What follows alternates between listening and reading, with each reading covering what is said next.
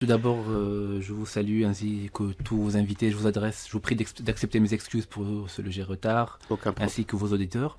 Donc, à titre personnel, je me suis intéressé à ce dossier des hydrocarbures en étant contacté il y a plusieurs mois par des ingénieurs de l'étape.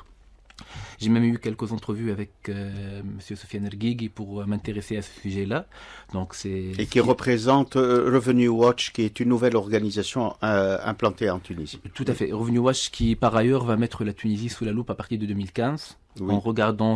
En essayant d'établir un indice de gouvernance des ressources naturelles. Voilà, leur fameux index. Voilà, c'est le genre d'index à qui on ne donne pas leurs véritables mesures et intérêts en Tunisie, mais qui peuvent influer l'image de la Tunisie et sa renommée à l'échelle internationale avec beaucoup de conséquences. Donc c'est important qu'on soit aussi correct par rapport à ce genre d'indice.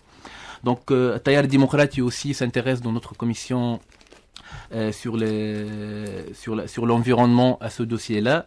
Ça a été aussi l'un des motifs de la démission de Si Mohamed Abou du gouvernement de M. Hamadi Jbeli, parce que dès qu'il s'agissait de toucher aux affaires de grands sous dans les dossiers des hydrocarbures, c'était un niet sans équivoque de la part de M. Jbeli.